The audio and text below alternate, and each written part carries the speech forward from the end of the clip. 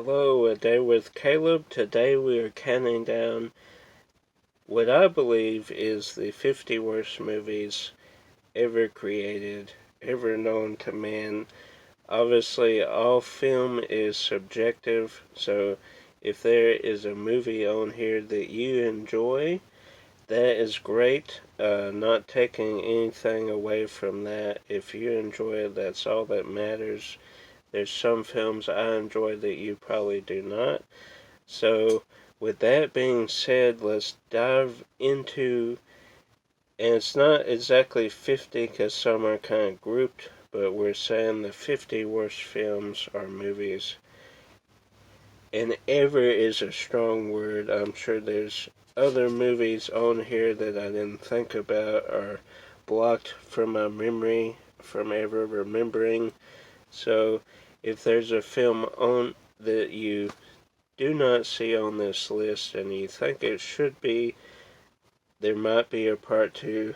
That would be hard to get through 100 worst movies, but if there's one you think should be on here, comment down below and we'll start. Movie 43 obviously is not good at all. At all. And it's kind of grouped with these kind of parody films, if you will, or these kind of gross out comedy or, kind of ensemble comedy movies like Vampires Suck and those kind of things.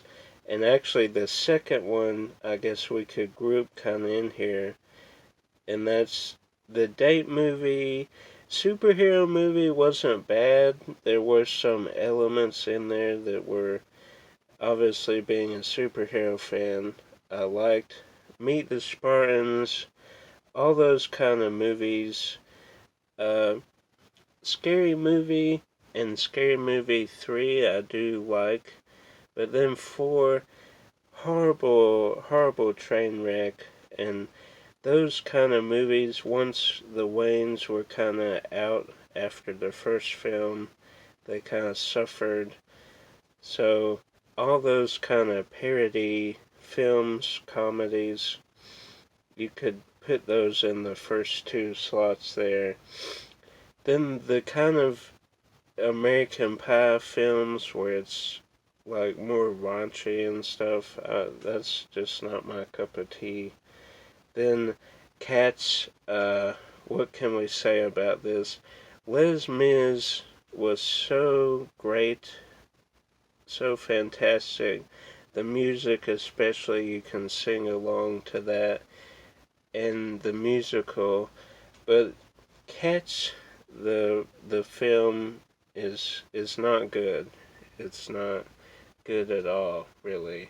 And actually, someone did a video breaking down the music of Cats and why it's not good at all, and they compared it to the theatrical run of Cats, which I do remember growing up. We did have a VHS, I believe, of Cats, but that got me interested in watching the theater production of Cats.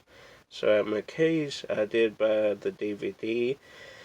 So even though that is horrible and probably will never own it, I won't say never because there's movies on this list that I do own on physical format.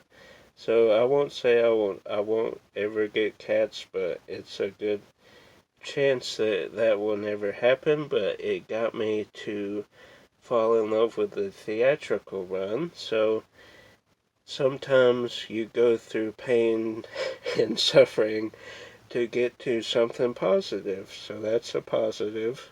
Then 5 we kind of grouped 2 together. You really could put a bunch of Adam Sandler movies in here. And I believe we do have some more sprinkled throughout.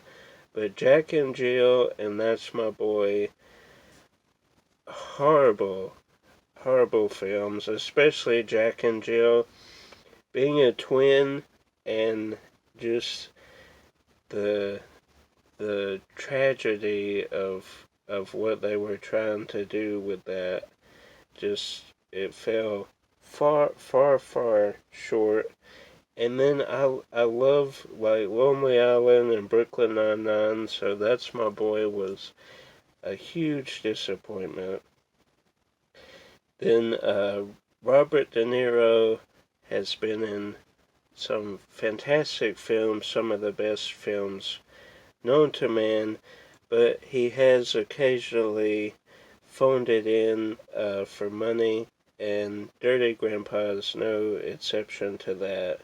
Just not a great film. Then Seth Rogen in Sausage Party, just a terrible film. Emoji movie with Patrick Stewart playing or voicing the poop emoji. So that's really all I need to say about that. Then we have U-Ball. He could own this list by himself, really. But we have Blood Rain, probably the worst of the worst of the U-Ball. And that poor actress thinking she was going to be like the next Angelina Jolie, and she starred in Blood Rain. So that was not good. Then we have Battlefield Earth, which almost has a certain charm to it, where you almost like want to enjoy it, but you it's so bad you can't.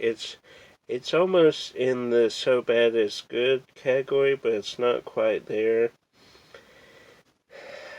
So Battlefield Earth, then Norbit, again, just not a good film. And I love A. Murphy.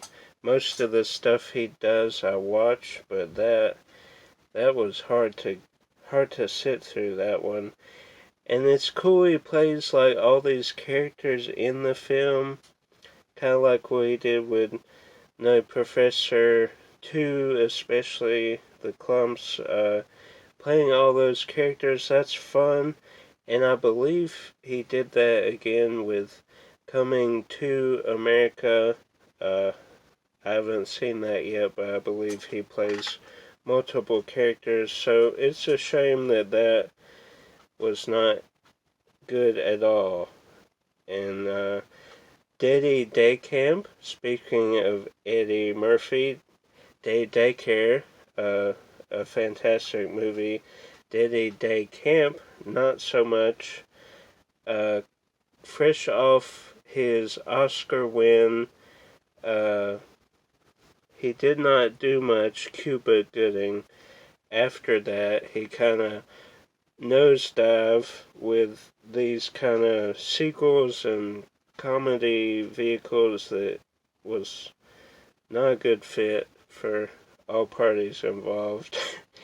But Day Care is a great film, and Baby Geniuses 2, not good at all.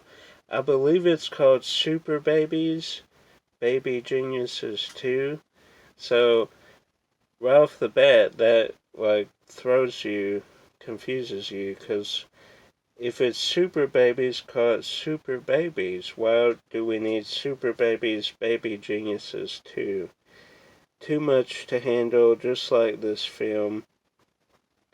And this one kind of is sad, because I do like the character of Catwoman, and she's played beautifully by Michelle Pfeiffer in Batman Returns, and Anne Hathaway does a fantastic job in Dark Knight Returns, but Halle, whether it was the bad script or the poor CGI, it was the early 2000s, but not a good film.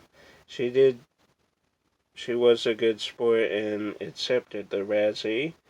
And then the interview with Seth Rogen, there's elements that are fun, but it's just not a good film. After Earth, Jaden and Will Smith. Sam Hammer directing. Holmes and Watson. If you want to take a classic mystery character like Sherlock Holmes and brutally destroy it, watch Holmes and Watson. Ishtar, that's an older film, but that they went over budget, and I believe the two main characters fought a lot on set, so it made for a poor film. Then Adam Sandler again with Little Nicky, not a great film. And Son of Mask, this one is disappointing. We did, of course, meet Jamie Kennedy, Celebs I've Met, I believe, Part 9.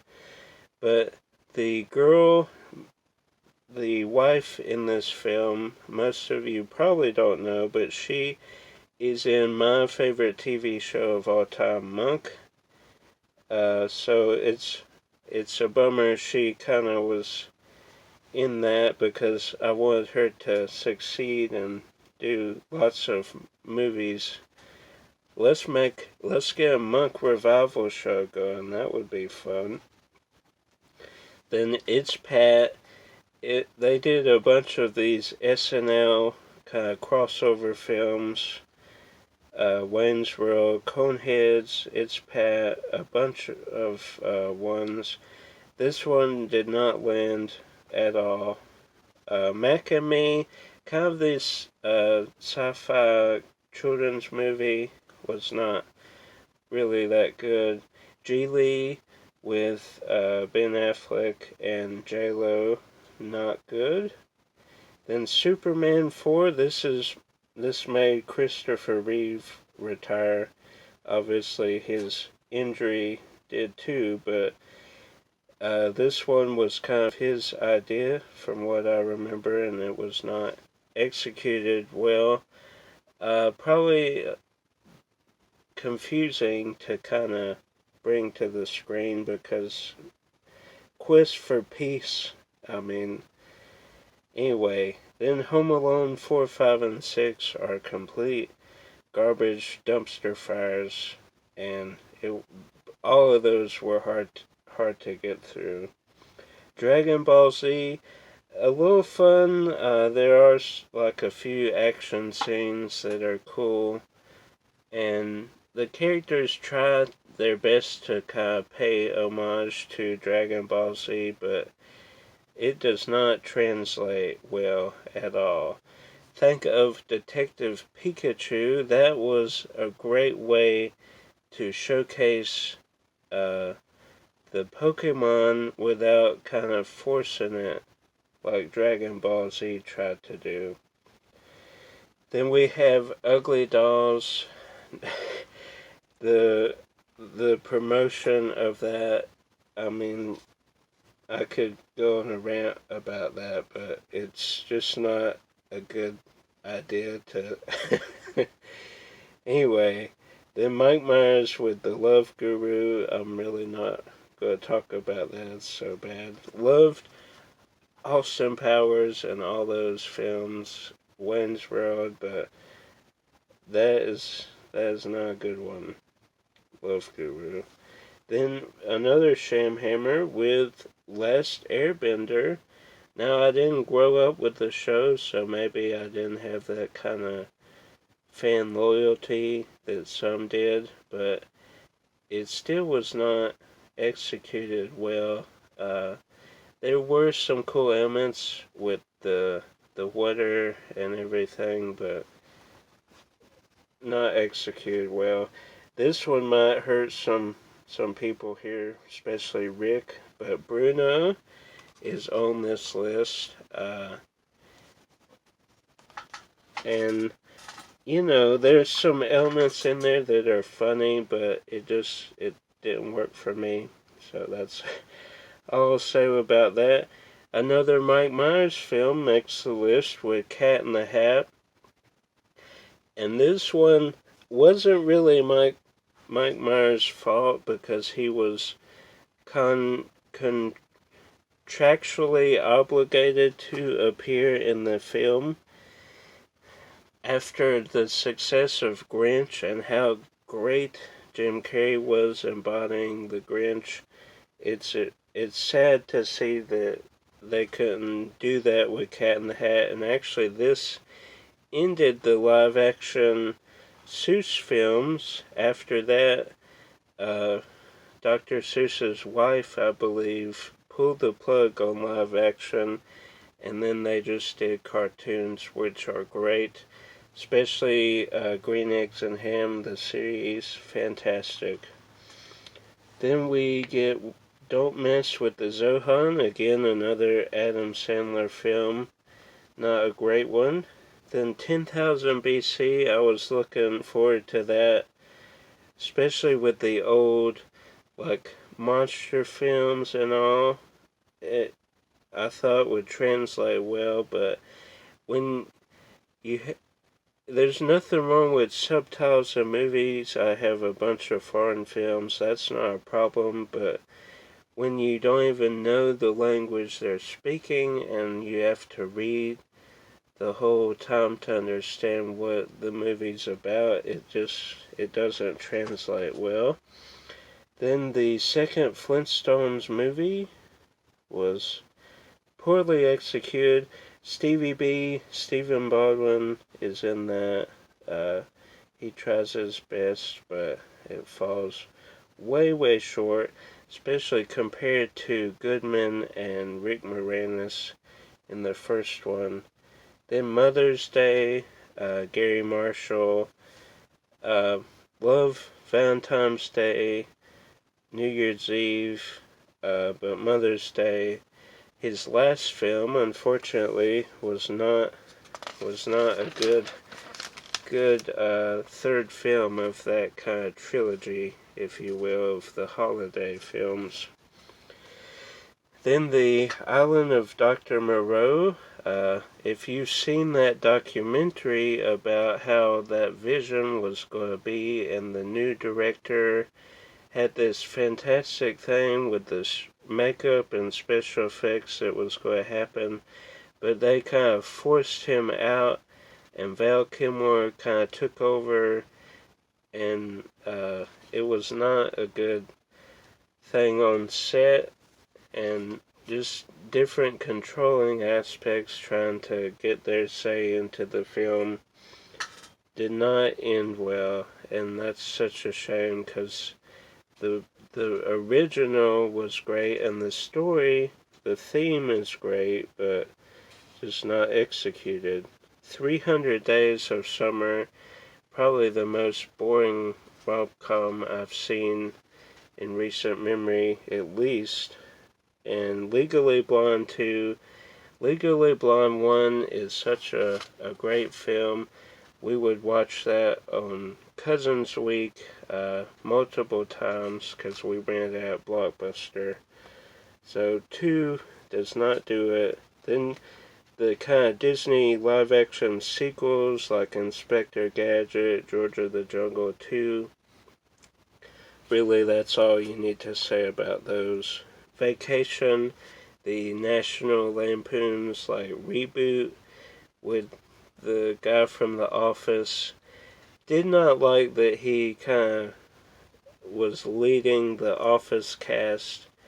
He's a good side character, but once you put him into that main spot, it was not it for me. I wanted Jim and Pam to kind of lead those last couple of seasons. Did it drag on like too many seasons? Yes, and one of the main reasons is because of that, but Vacation was not.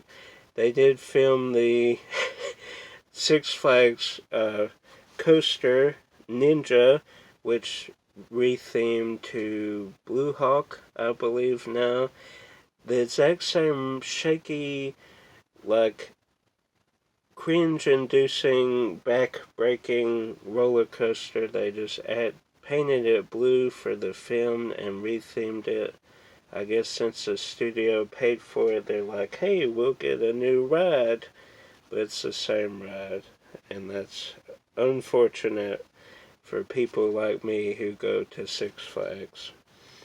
Then Jupiter Ascending was a good effort, but not good from the Wachowski siblings. Theodore Rex, again another film where they're contractually obligated to appear. Whoopi kind of phones it in, and I don't blame her. It's not a good script or film.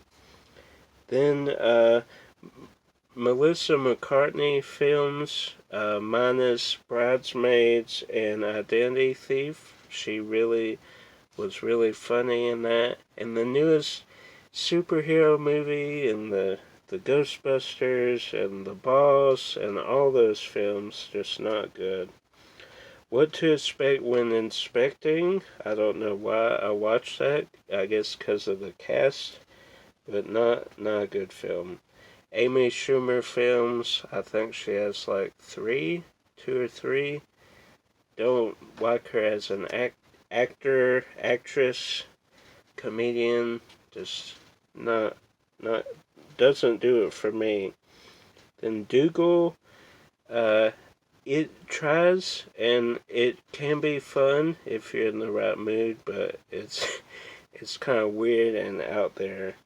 Then Star Wars 8 and 9, I know that will get some of y'all, but compared to the original trilogy 4, 5, and 6, and even 1, 2, and 3, though they have issues, are at least trying to be good. And I do like elements of 8 and 9. It's not that I don't like them. It's just they could have been so much better. Then Happy Death Day to You, the sequel. The first one, such a good horror concept and execution. Then they go away from horror and do like this weird time traveling sci-fi thing. It didn't work for me. Then Hereditary, we've talked multiple times along with Dave about how that is not a good film. Then these two are kind of lumped together, and there's Mall Cop 2 and Grown Ups 2. Grown Ups 2 I pre-ordered at Movie Stop. I was so excited because the first one was good.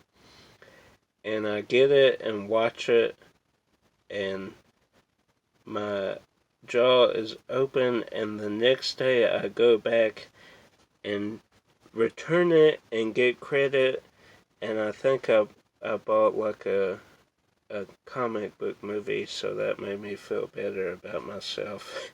I still have Paul Blart 2, Mall Cop 2, which regretfully I do, but that's a film. But anyway, that was a little hard to get through, but we made it. Again, if there's a movie that you think should be on this list, comment down below. Like, subscribe if you're new to this channel, share it with a movie lover friend, and until next time, guys, keep collecting.